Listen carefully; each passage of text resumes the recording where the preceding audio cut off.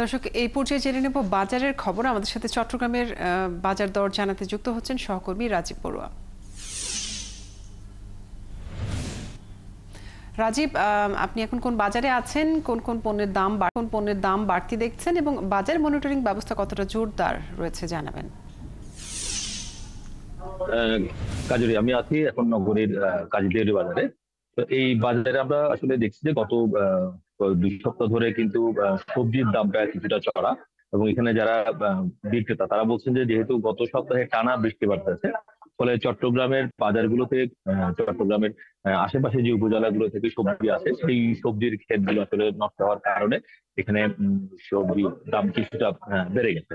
বিশেষ করে সব ধরনের সবজির দামে কিন্তু আসলে 20-30 টাকা বাড়তি, তারা সেটাই বলছেন এবং বলছেন যে যারা যেখান থেকে আহ, পণ্যটি সংগ্রহ করেন সেখানে আসলে দাম বেড়ে গেছে। যেহেতু বৃষ্টির কারণে সবজি ক্ষেত নষ্ট হয়েছে, ফলে সরবরাহ কমে গেছে। ফলে সামনের সপ্তাহে যদি আবার সেই সরবরাহ চেইনটা যদি ভালো থাকে তাহলে সেই ক্ষেত্রে আরো দাম কিছুটা কমে গেছে। চট্টগ্রামের বাজারে মূলত 2 জায়গা থেকে সবজি আসে। একটি হচ্ছে উত্তরবঙ্গ থেকে সবজি আসে, আরেকটি হচ্ছে চট্টগ্রামের আশেপাশে যেসব উপজেলা রয়েছে, দোহাজারী, সাতকানিয়া, সীতাকুণ্ড, ওইসব অঞ্চল থেকে সবজি আসে। তো যার কারণে সবজির দাম বৃষ্টিপাতের কারণে যেহেতু কিছুটা ক্ষেত নষ্ট হয়েছে, যে কারণে কিছুটা দাম বাড়তি। এর বাইরে আমরা যদি আপনাকে মাছের বাজারের কথা বলি, মাছের বাজার আমরা দেখছি যে বেশ কিছুদিন ধরেই কিন্তু এইখানে দামটা বাড়তে, বিশেষ করে মিঠা পানির যে মাছ, সেখানে পাবদা মাছ বিক্রি হচ্ছে 700 টাকা করে। বড় রুই মাছ যেগুলো, সেগুলো বিক্রি হচ্ছে 550 টাকা করে, যেগুলো আসলে 450-500 টাকা ছিল। অর্থাৎ কেজি প্রতি 50 থেকে 100 টাকা আসলে সব ধরনের মাছে তারা বিক্রি করতে বেশি। এবং একই অজুহাত তারা দিচ্ছে যে যেহেতু পাইকারি থেকে তারা মাছ বেশি দামে কিনতে হয়, এই কারণে মাছের দামও বেশি। সামুদ্রিক মাছও আপনি জানেন যে কিছুদিন আগেই এখানে নিষেধাজ্ঞা তুলে নেওয়া হয়েছে, কিন্তু তারপরেও মাছের দাম কিন্তু আসলে তেমন কমে।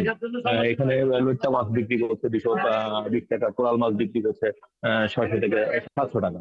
তবে আমরা যদি মাংসের কথা বলি, মুরগির মাংসের দাম কিছুটা কম। বিশেষ করে আহ, ব্রয়লার মুরগি, সেই ব্রয়লার মুরগি আমরা দেখছি গত 2 সপ্তাহ ধরে কিন্তু 150 টাকা, 140 টাকা দামে বিক্রি হচ্ছে। এবং গত সপ্তাহের তুলনায় সোনালী মুরগির দামও কিন্তু 30 টাকা করে কমেছে। গত সপ্তাহে যে সোনালী মুরগির দাম 320 থেকে 30 টাকা ছিল, তো আজকে বিক্রি হচ্ছে 290 থেকে 300 টাকা করে। ডিমের দামও কমেছে, ডিমের দাম 5 টাকা কমেছে। ডিম বিক্রি হচ্ছে প্রতি ডজন 115 টাকা করে।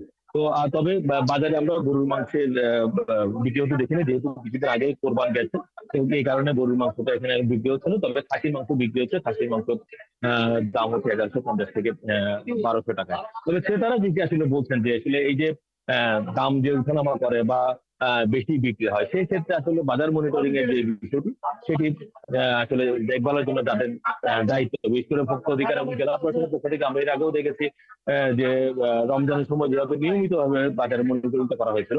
তো এই ক্ষেত্রে কিন্তু সেই তার পরবর্তী সময়ে কিন্তু সেই মনিটরিংটা আসলে ভাবে অব্যাহত ছিল না। তো যার কারণে আসলে বাজারে প্রকৃতভাবে আসলে কোনটা দাম, বিশেষ করে পাইকারিতে বা উৎপাদন পর্যায়ে কি দাম পড়ে, সেটি আসলে খুচরা বিক্রেতারা তারা কিভাবে আসলে কিনছেন বা কত দামে কিনছেন। রাজীব, আপনাকে অনেক ধন্যবাদ যুক্ত থাকার জন্য। দর্শক, চট্টগ্রামের বাজারের খবর জানাচ্ছিলেন আমাদের সহকর্মী।